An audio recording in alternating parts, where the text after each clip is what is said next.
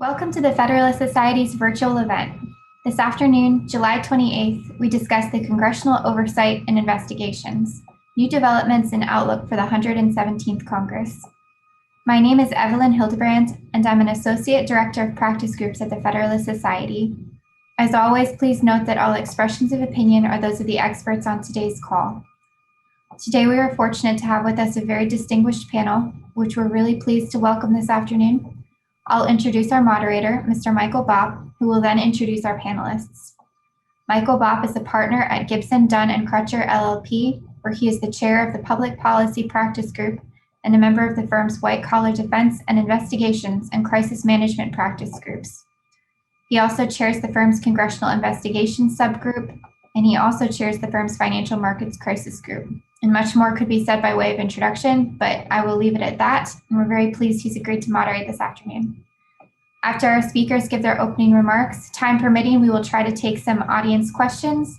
If you do have a question, please enter it into the Q&A button at the bottom of your screen, and time permitting, we'll try to address questions. With that, thank you for being with us today. Michael, the floor is yours. Thank you very much, and thanks to everyone for joining us today. I think what we're going to try to do is make this interactive amongst us and with the audience too. Obviously, if you have questions, as noted, please enter them into the Q&A function, and then we will try to address them. So, the format we're going to follow today, we have a slide deck, and we're going to sort of go through some of the building blocks of congressional oversight and investigations, and then talk about some of the real pressing and most interesting, we think, issues facing the 117th Congress and within the congressional investigations. But let me start by introducing our very distinguished panel. We'll go in alphabetical order. First, Christopher Armstrong, who is a partner at Callen and Knight, former Chief Oversight Counsel on the Senate Finance Committee under Chairman Orrin Hatch, and formerly worked for Senator Chuck Grassley and was an Oversight Counsel to the House Ways and Means Committee as well.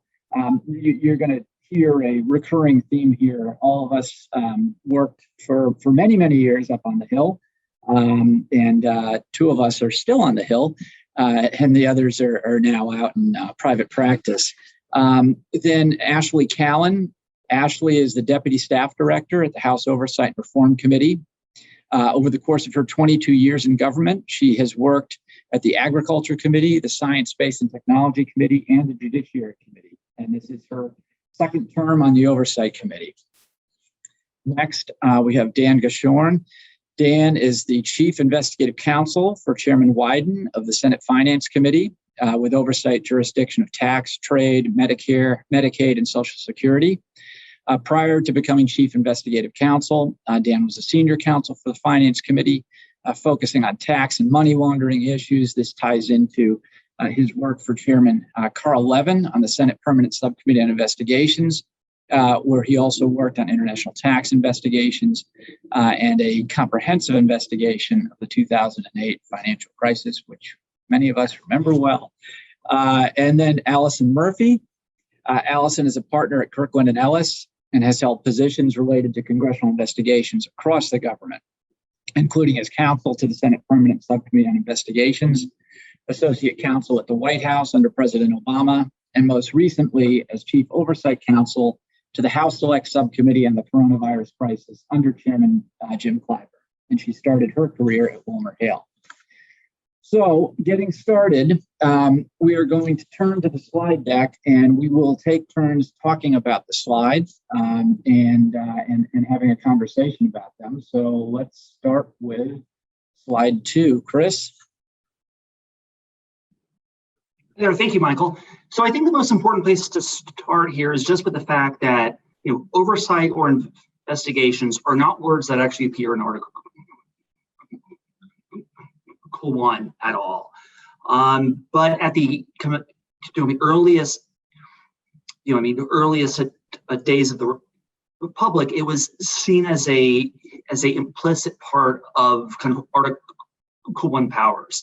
So if you look at the sort of broad range of kind of Article, 1, if it's the power, to legislate, if it's the power of the the purse, if it's the power to kind of, organize the executive, if it's the power to impeach, each of those powers cannot be carried out without a power of oversight, a power to discover, what's actually happening out there. If it's in the, executive or if it's out in kind of the public at large. So you can't do those things without having oversight. That's why it was always seen as just a part of kind of inherent Article 1 powers. A flip side to that, though, is if the power to conduct oversight investigations only exists for the purpose of carrying out those other powers, it has to be in that purpose. And so if it's about legislation, it has to have a valid legislative a purpose. Congress can't just kind of go out and explore things that aren't all actually related to its other powers. And we'll kind of explore a bit about exactly what that means later on. But I'll turn it over to the next slide. Chris, Allison. Thanks, Chris. So as we think about all the reasons that there are congressional investigations, as Chris said, there's significant authority for Congress to do it. So there can be a lot of different reasons that any given committee may decide to initiate an inquiry. One big one is looking at potential misconduct. I like to think about investigations sometimes as focused on a crisis or something that has happened. And then there's a lot of investigations that oftentimes look at policy issues. But if there is an event that has happened, that's been in the press, that's been in the news, it's had serious consequences, sometimes there may be misconduct at the heart of that. And Congress is looking to see if there was, some type of more serious wrongdoing at the heart of that. Related to that is looking at, accountability. Maybe there isn't wrongdoing, but an event has happened and somebody has to say the buck stops here. One example, when I was with the Permanent Subcommittee on Investigations, was when JP Morgan Chase engaged in synthetic credit derivatives trades that led to a loss of $6 billion in its own money. They were called the whale trades because they were so big in 2012. And the issue was, who is accountable for this? And somewhere within the company, there was a reckoning about where responsibility should lie. And that investigation looked at internal risk controls, but also included an external review of what should there be external risk controls. And Congress decided that, that should lead to the Volcker rule. So that's another reason for congressional investigations. And then the next category is really thinking about, the policy preferences or a need for legislation that an investigation can drive support for creating. Certainly the notion of investigation that culminates in a hearing is very public and creates an event where you may have public pressure to advance a certain cause. For example, as Michael referenced at the beginning, PSI did an inquiry into the 2008 financial crisis. There was 4 hearings, thousands of pages of report, and all of that really led to a break in the dam of dysfunction that led to the Dodd-Frank rule law and associated rules, and that public pressure led to breaking that logjam, certainly, as one senator credited PSI in his book. So sometimes Congress is looking to fill the gap and drive some energy towards accomplishing what it would like to do.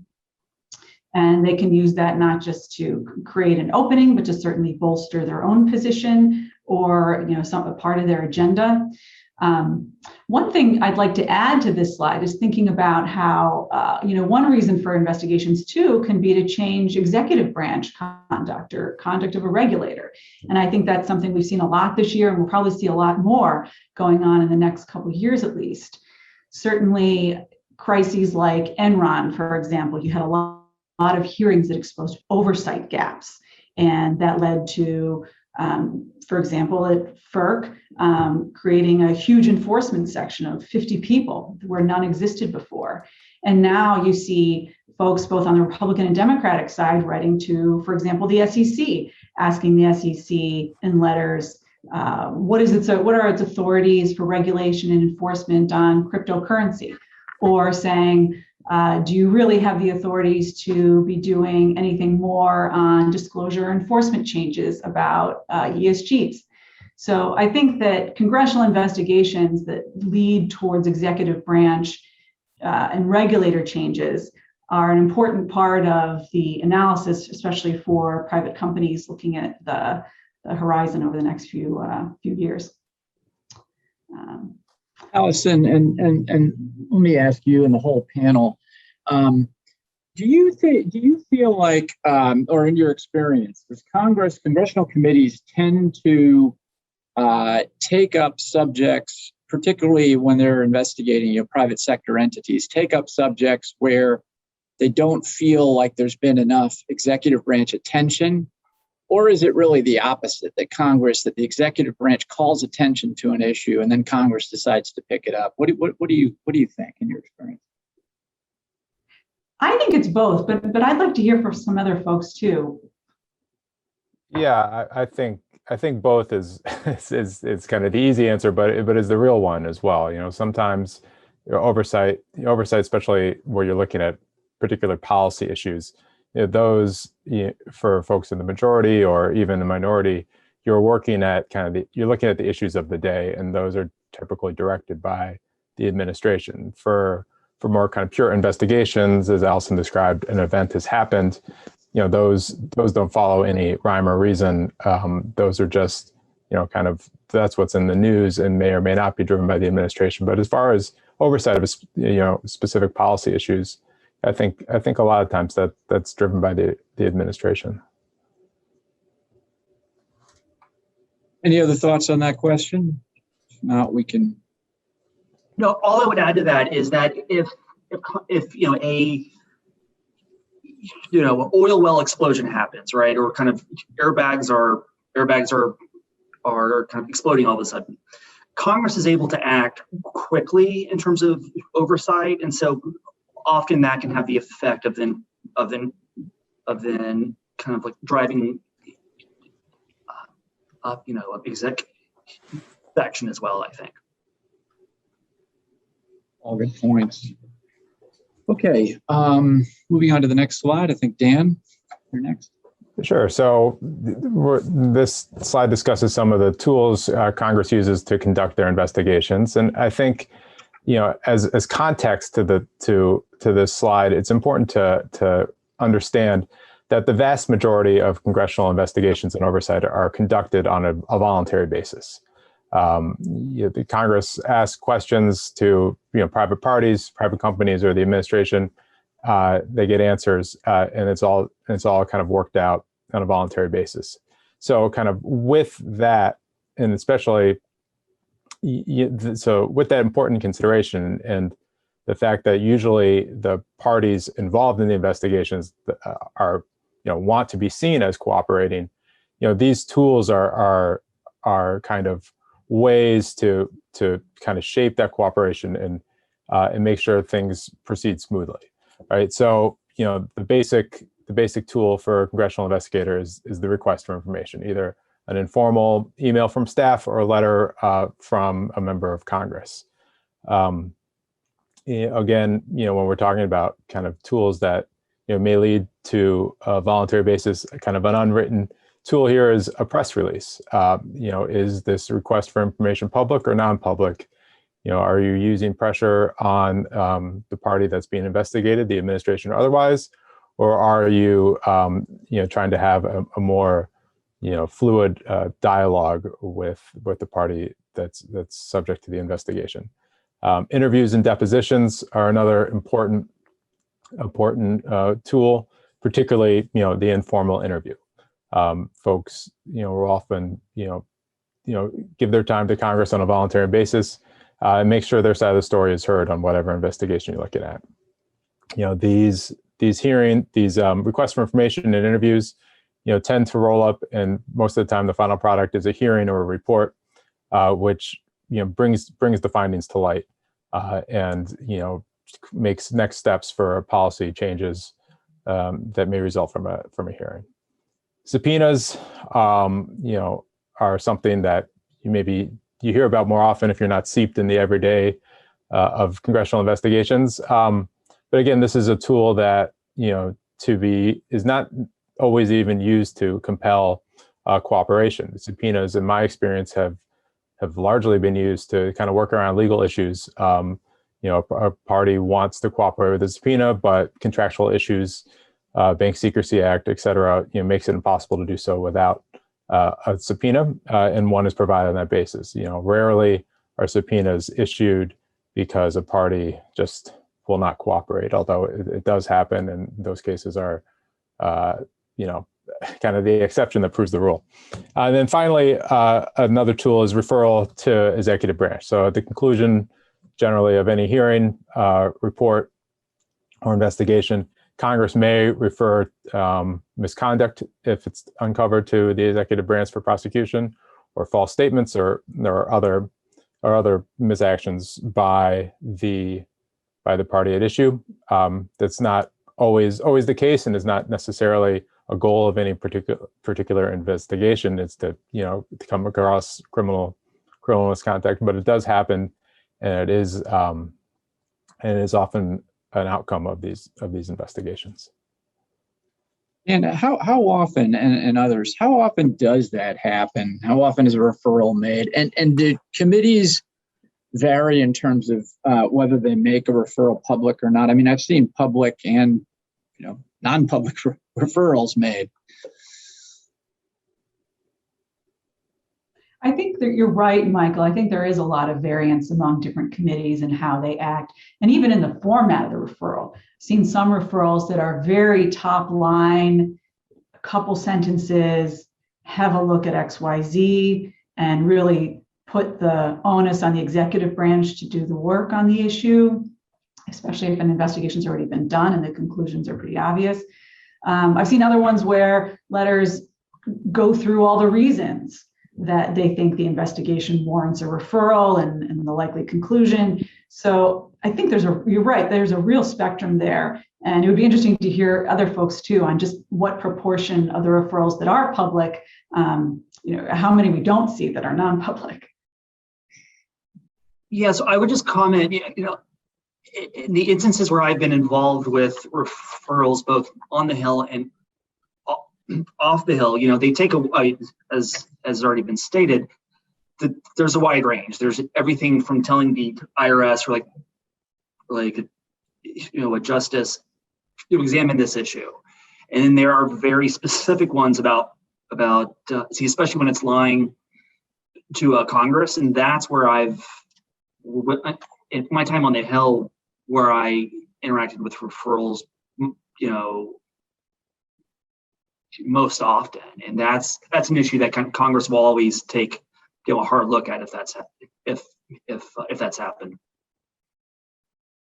Yeah, and I would say those are that referrals for lying to Congress often bring parties together too. And you don't see it that often, but when it does happen, it happens. It's an affront to the whole Congress, the committee. Okay, let's move to the next slide. Ashley. Thanks, Michael. So I think, as Dan laid out nicely, usually a subpoena is not the starting point for a dialogue with any individual or entity. But sometimes I've seen chairmen start with a subpoena. But most of the time, there's a robust back and forth about and narrowing or broadening or targeting discussions so that Congress can get what Congress wants. All of the chairs have authority to issue subpoenas unilaterally. I think the language is something like in consultation with the ranking member. And that takes on different forms depending upon the committee. committees also vary. Some have to vote. I think the Senate has different rules that require votes. In the House, it's usually unilateral with notice to the other side. In the last Congress, some chairs actually agreed to take a vote, but I don't think we do that anymore. We don't vote on subpoenas in the House, but that's just a committee-to-committee practice. So you really have to sort of be talking to staff and, understand what each committee, how they operate. And as Dan mentioned, subpoenas can be friendly to get around contractual issues, NDAs and things like that. Different committees make them public. Sometimes they keep them private. Anytime my boss has been about to, authorize a subpoena, the question that we always try to ask is this something we're willing to enforce? And I think a few slides from now we get into enforcement, but that's always something that should be in the chair's calculus when they're issuing a subpoena. I think that's about it. Thanks, Ashley. So one question is, what for the panel, how do you think the 50-50 Senate, and essentially, except if you're chair of PSI, you essentially need a Republican, either the ranking member to consent to issuing a subpoena or some Republican to cross the aisle and agree to a subpoena. How do you think that has changed investigations in the Senate, if at all? Well, I'd say, in a large part in the Senate has, the major oversight and investigation efforts have been conducted on a bipartisan basis. And so there's always kind of been buy-in from the other party. And so I think it does change things a little. The majority can't use the threat of, the simple threat of, we'll just take this to a vote and my side will vote for it, even if yours doesn't. But, I think, at least, in my history on the Senate, there's been a lot of effort to investigate things. At least there's at least some bipartisan buy-in. You can work together to agree on the facts, but maybe not the solutions after you discover those facts. So I think it changes things a little, but overall not much. I'm not sure our investigative agenda would be different if we had 60 seats or if we were in the minority. I think the work I'd be pursuing would be largely the same. Yeah, I think that's right as well. I would add to that, part of the reason it hasn't changed a whole lot is that, the subpoena is almost never actually necessary, at least 9 times out of 10. And so it's not going to have that much of a effect on kind of, what oversight happens or not. And again, I think Dan's exactly right. So, investigations, especially large ones in the Senate, tend to be, often bipart, and so it has kind of with less of an impact there as well, I think. Three of us on the committee, and we can name names, since Dan and Allison and myself, we all worked on PSI and other committees. And I think, as Ashley alluded to, some committees start with a letter, some committees, or at least PSI has traditionally tended to start with a subpoena. What do you see as sort of the strategic reasons why a committee might start with a subpoena instead of a letter, or vice versa?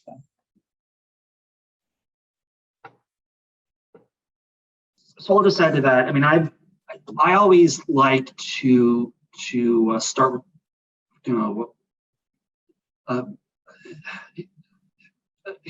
with a letter. I always thought the most kind of powerful subpoena is the kind of unissued one, right? It's actually on the table, it's threatened, and it's not issued. After you issue a subpoena, I think the calculus about compliance can often actually get worse. And so I always like to have it in my back pocket, although it's not how I led, at the gate with the investigation. I think what's interesting about the dynamic on PSI is the general kind of secrecy in which the committee conducts its work. There are strong rules on PSI protecting information that's collected unless and until there's a hearing or a report that other committees on the Senate don't have. So, when I was talking about tools earlier, I mentioned one of the kind of unwritten tools is the press release, where if a company or an entity or the administration is not cooperating, you can use the press to create pressure for cooperation. That whole dynamic doesn't exist on PSI. And the Chris's comment about the threat of the unissued subpoena, that dynamic is much different on PSI as well, because if you issue a subpoena to a company and then the investigation goes nowhere, the company, no one will ever know. The company doesn't have that risk of the negative press they would if a subpoena is issued from another committee of the Congress. So, at least in the work, I was involved in on PSI to the extent I wouldn't say we really ever started with a subpoena, but to the extent we did use them a little more liberally, it was largely because, we're looking at financial institutions where Bank Secrecy Act implications, it made sense to just go to a subpoena early. It wasn't necessarily adversarial. It was just, this is what we want. We know we're going to need a subpoena to get it. So let's just get this over with. So it just is a very different dynamic on PSI versus how you conduct investigations at another committee. Any other thoughts? Yeah, I'll jump in real quick. I mean, I was talking to somebody today, and everything is voluntary until you issue a subpoena. So you're kind of hoping that people are good citizens and want to help Congress, right? Or if it's a company, obviously they have, an interest in upholding their good reputation. But, there is a case that says every citizen is obligated to assist Congress, essentially. But not everyone knows that, and if you're down on your luck, you may not be able to afford to hire an attorney or whatever you need to comply with voluntary requests. And so sometimes you have to sort of move to, you're really just cajoling people and hoping that they want to cooperate and be responsive and helpful until you issue the subpoena. So I think, some instances you have better luck than others. Certainly is a different calculus from the perspective of the recipient. Okay, let's talk just for a minute about congressional contempt. There are three kinds. Inherent contempt is the one that you may have heard of, but you've never actually seen it used, and that's because it hasn't been used since 1935. It's literally finding the contemner, locking the contemner up in the Capitol. We're putting them under house arrest. Criminal and civil contempt. With respect to criminal contempt, the real issue there is it's difficult to use, because where you see contempt mostly used is when Congress ends up issuing a subpoena to an executive branch entity or person. And the thing is, for criminal contempt, you need the Department of Justice to actually bring the contempt action, the criminal action against the party who is in contempt.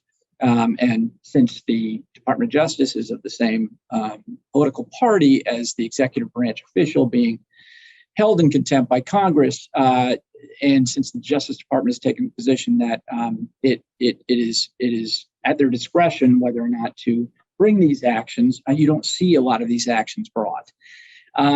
Civil contempt, something we're going to talk about a little bit more in a little bit. There's some interesting new case law relating to civil contempt. You see it more often. You've seen it at PSI. I'll move to the next slide with Backpage.com. And remarkably quick fashion, the PSI brought a contempt action or initiated a civil contempt.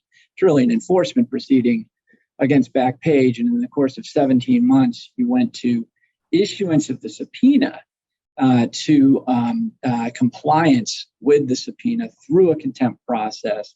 And I'll just note as well on the next slide, by contrast, in Fast and Furious, which I think a number of folks are generally familiar with, this was both a House and a Senate investigation relating to drug running and weapons and allegations of weapons running as well. And the issue happened to be that the House Committee Oversight and Reform believed that the Department of Justice was withholding information and not complying with the subpoena. That process, in contrast, took 8 years, and to a large degree, it took so long because when you're dealing with a government entity, that government entity has both executive privilege and the deliberative process privilege to assert, which was asserted, and you had some very bad case law from the perspective of Congress made in that case. Fortunately, it was ultimately vacated. But this shows, I think, first and foremost, the contempt process is a difficult and cumbersome tool. But as CSI showed with Backpage, it can be used. So why? I mean, let me just ask for comments from the panelists, but also maybe you could talk a little bit about why so few subpoenas ended up being enforced through the contempt process.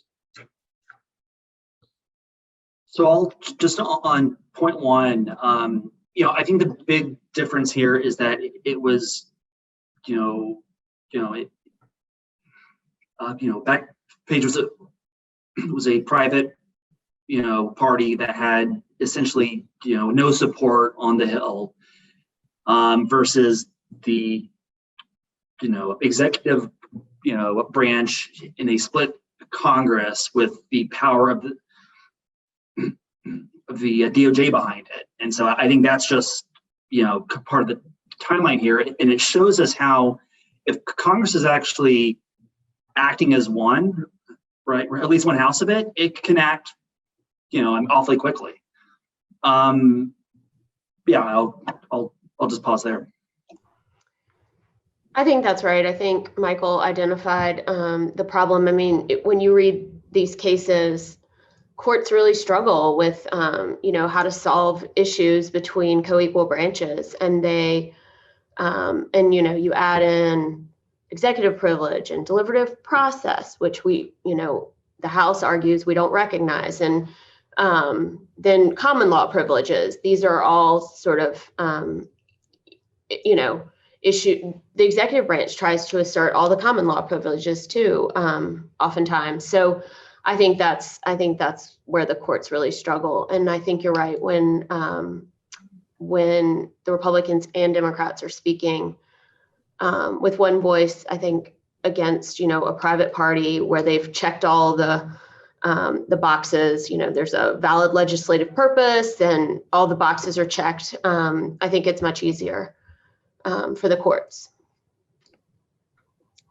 And so I think that's the calculus that anyone on the Hill is thinking of when they consider having to go to contempt proceedings to enforce a subpoena.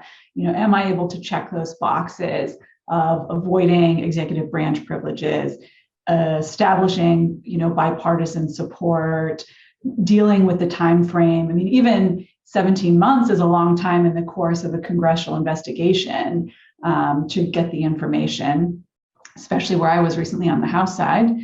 And then to be able to make use of it in any sort of meaningful time frame. Members also, it's tough to relinquish control over a big piece of your investigation to other third parties by going through this process with a potentially uncertain end game. So the information's really got to be worth it. And I think, like Ashley mentioned, you really have to check a lot of boxes to get to a good result. Okay.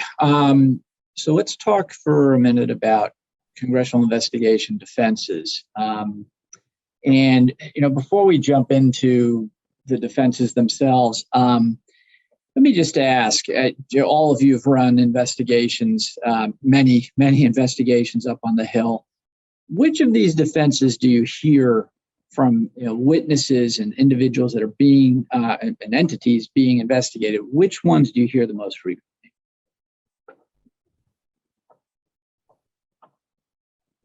I recall privilege being the most frequently invoked privileges, not to say that I haven't heard the others, but I think that there's more of a framework for dealing with that than there is on legislative purpose, for example. Certainly the Fifth Amendment, there's a pretty clear set of pathways and forks in the road on that, but it's not going to come up, I think, in as many, certainly isn't across the board as I think privilege has. I have a bit of a different experience because if you haven't worked at oversight and you've tried to conduct robust oversight at a different committee, meaning like if the oversight committee has tools baked into the House rules that help them be aggressive in their oversight. To be specific, Rule 10 says that the oversight committee has plenary jurisdiction to conduct any investigation on any matter at any time. And the other committees are really relegated to their Rule 10 jurisdiction. So it's and if you want to sort of get into novel areas, it makes it a little more challenging. So I have had to argue pertinence and valid legislative purpose and that it was authorized. And I've had to make all those arguments to people. And then I've also, in one particular investigation many years ago, for a boss who's now retired, encountered a First Amendment defense that I think was a good one. And so I've dealt with those two, the purple and the orange one, and I think that I'm actually taking off my Capitol Hill staffer hat. I am a huge proponent of the First Amendment defense, and I think we're seeing more and more questions from Congress that really go to the heart of people's First Amendment prerogatives. Thanks, Ashley. Other thoughts? I'll just add, easily the one here I saw most often was, attorney-client privilege and work product. And those are often just handled as kind of, routine court that's almost always respected, right? The response, I'm not sure I'd call it a defense, but the response I hear and I speak every day are issues about requests of being kind of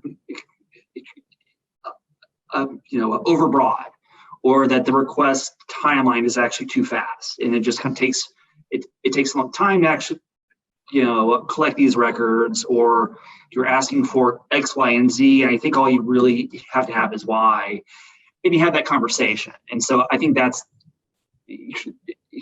that's a daily conversation I think we have in kind of our worlds. And I'll add too, just to kind of close the loop here. I've also had a fair amount of experience with the Fifth Amendment defenses being used, and those are, at least from my perspective on the Hill, are kind of tricky to work through. Certainly, if someone wants to assert a Fifth Amendment privilege, they can do that, but then you have to work through issues of when is the best time for that to happen. Are you going to let them assert their Fifth Amendment privilege in kind of in an interview and be done with it, or do you want that to take place at a hearing? And then is the person kind of properly asserting the Fifth Amendment, or have they waived it through some other actions that they've taken, possibly in the same statement? So that is maybe less frequent, but does come up and is a very tricky one to work through.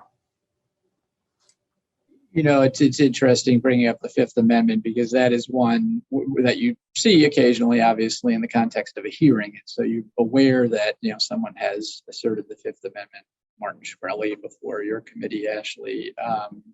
And so it's visible. It's not so visible when some of these other defenses are raised. And what is also not really apparent, particularly when folks may not be particularly familiar with congressional investigations, and they approach investigations from a mindset of, okay, it's litigation, why don't we go quash the subpoena, right? And well, you can't, because you don't have standing to quash the subpoena. We'll get into that in a minute.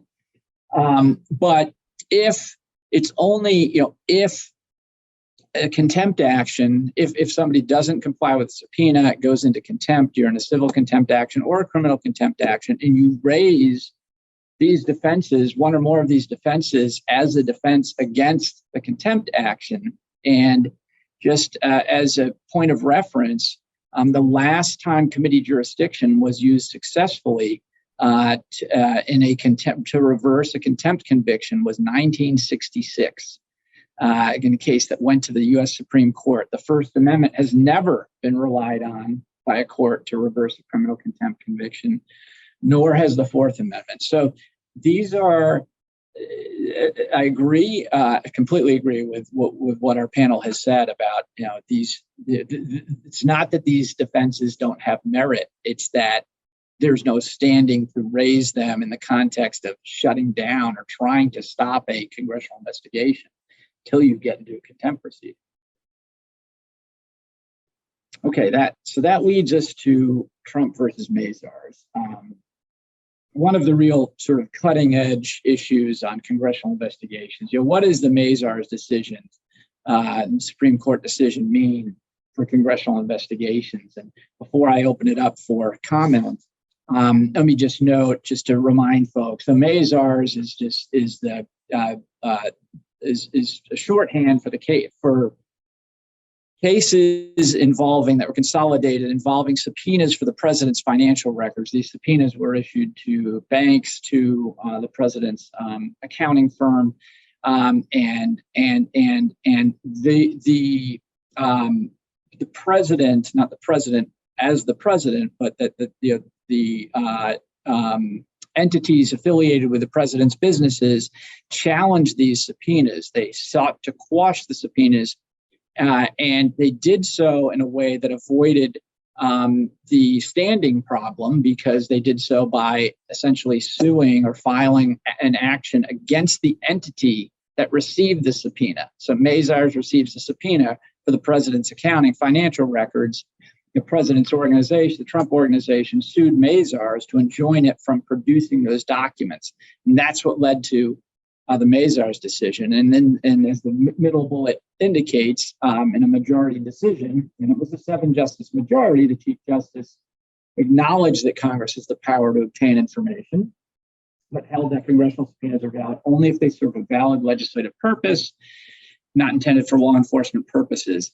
And there's discussion in the Mazars case that suggests that going forward there may be more scrutiny of the legislative purpose requirement that Chris talked about at the beginning of this session, which is a requirement for a congressional investigation to be authorized. The other piece of Mazars that I think is very interesting is that it sort of validates that in dicta that common law privileges apply to congressional investigations. So interested to hear from the panel, what practical effects, any comments on Mazars, but what practical effects do you think Mazars might have on congressional investigations?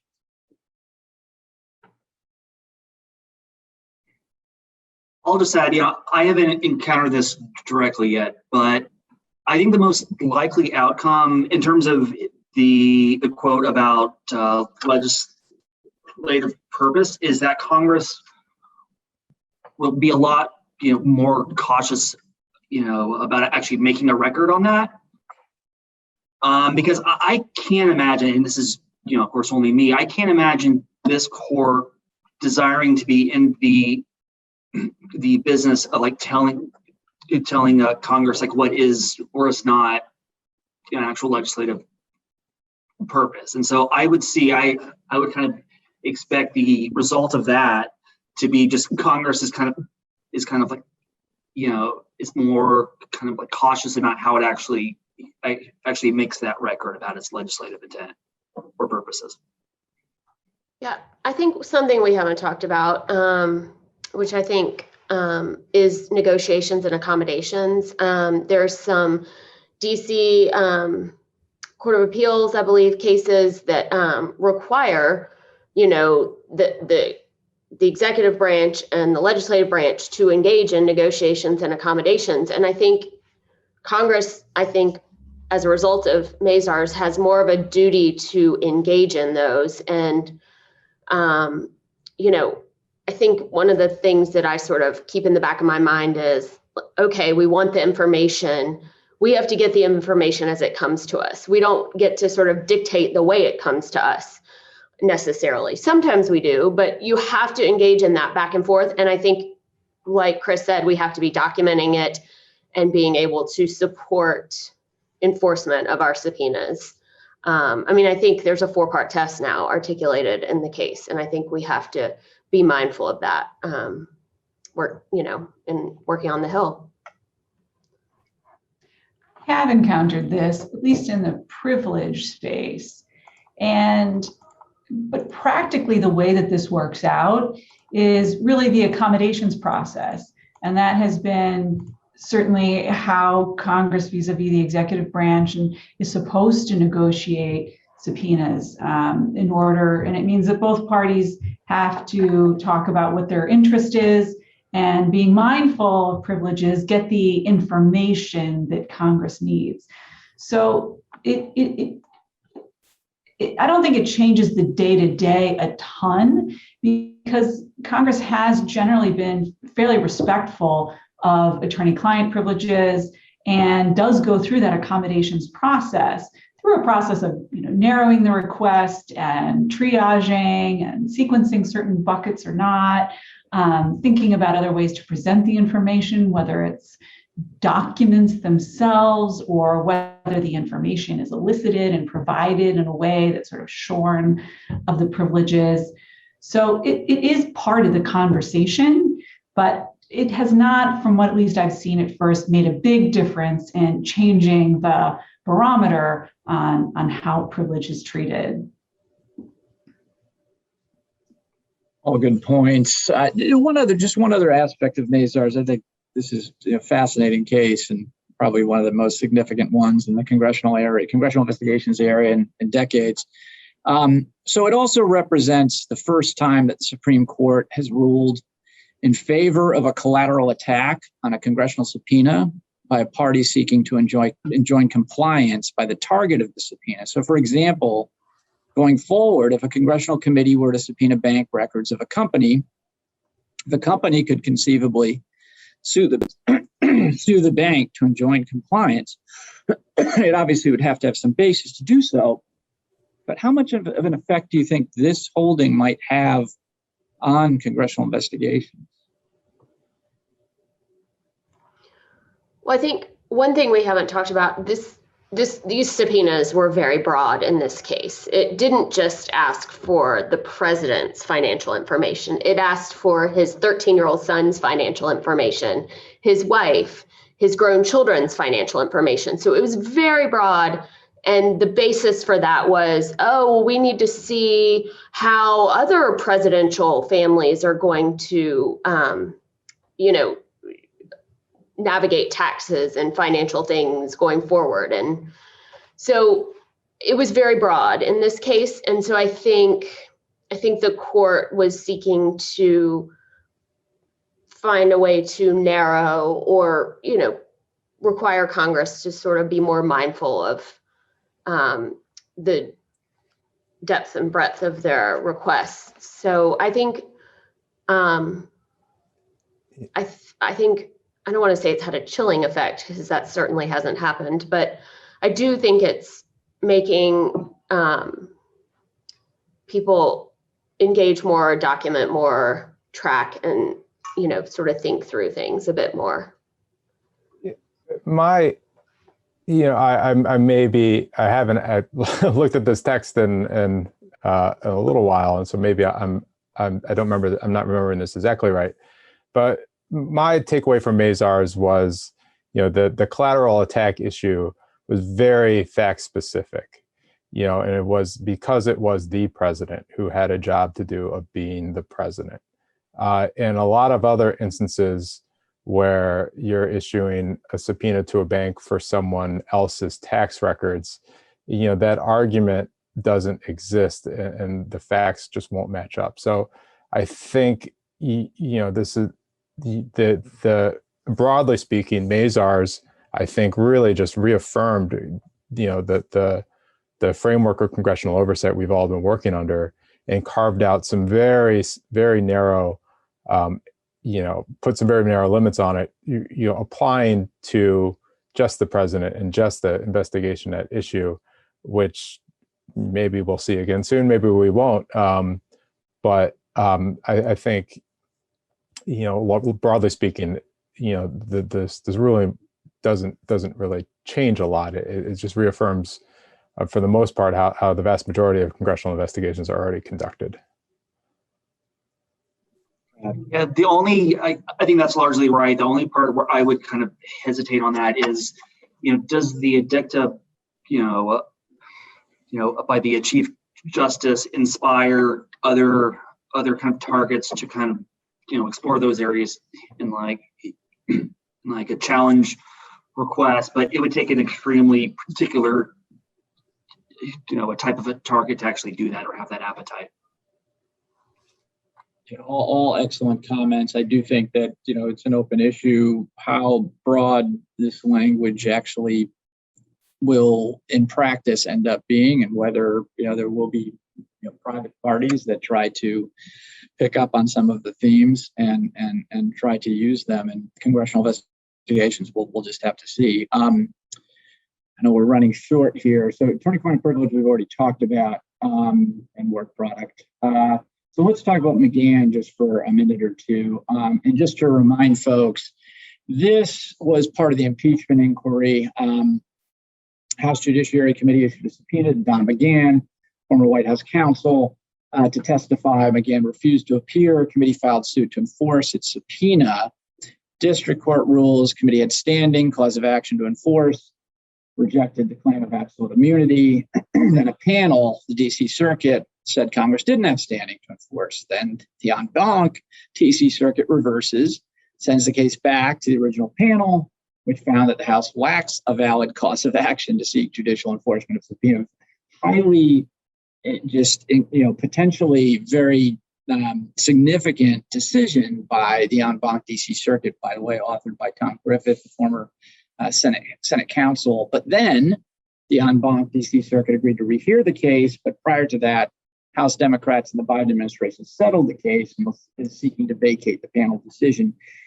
But the interesting part about this, or there are a number of interesting pieces, but is this idea that Congress hasn't authorized the House to file suit in federal court to enforce congressional subpoenas. What do you think if that rationale is picked up on by other courts? How would that impact congressional investigations?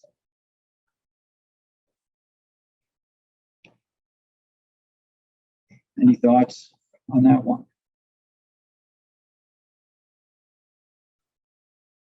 I think, in part, hopefully it's, vacated, won't be picked up, but there has been some, thinking that, if the House didn't have any effective ability to enforce subpoenas and would have to pass a law or a statute in order to provide standing, that would have to be signed by the president, that would be a very difficult thing to do, particularly if it were the executive branch, once again, that were the subpoenaed party that was being held in contempt. All I would add to that, Michael, is that I think it's important to recall that, the vast majority of targets of an investigation, don't want the PR, right? Don't want more letters, don't want, hearings. And so it would take such a unique circumstance what to actually raise that challenge, I think. But obviously it'd be interesting to watch. Great. Let's just talk for a minute about virtual hearings. Here to stay? Do we like them? Do we not like them? What does everyone think? I do think it provides, well, on the pros, I'll start with a pro. I think that's the way you're supposed to do things. It allows witnesses from all across America to not have to pay for a flight to come to DC to testify before Congress, right? But a big con is it's really not accessible to the public. I mean, we look and see how many people are watching the live stream, and it's a fraction of what I think would be watching if people were there in person. If if we had an audience, if we had press, if we had all the things that we had pre-COVID. So I hope that we can get back to that, but maybe retain that element to allow people to come and testify virtually and not have to spend the money to fly to DC. I think that's right. All I would add to that is hearings as a kind of oversight tool were already a really, really bad oversight tool. This makes it a lot harder. And so I think in terms of actual kind of O&I, it's not hanging around that much longer, hopefully, but we'll see. How about doing investigations virtually? Have you had experience, trying to do depositions or even transcribed interviews? I mean, you could do them, right? But has that hampered Congress's ability to investigate?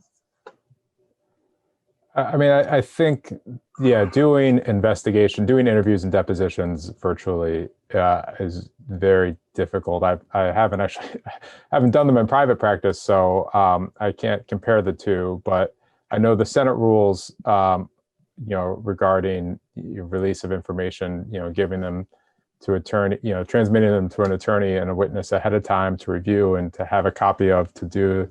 It was just all very, very difficult. And, we were doing interviews where someone was just scrolling the document through on WebEx. And it's just, it was just silly. It can be done depending on the witness and what you're trying to elicit, but doing a difficult interview on WebEx is not particularly effective.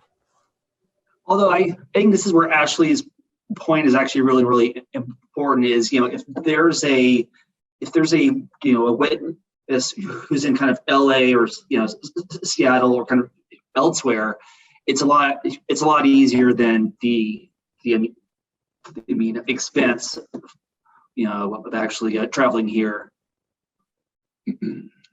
So that's been an upside.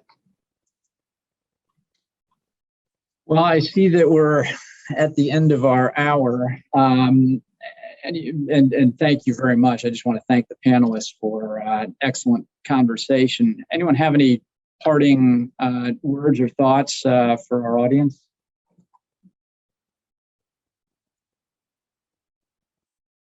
Okay, well, if not, I think, Well, my parting word is that I've just been really glad to see you all. I know that it's a really small bar with oversight and investigations, and it's been wonderful to be your colleagues at different times and see other people across the table. And we will continue to see each other very frequently, I'm sure, because this is not a huge group of people in this town that do this.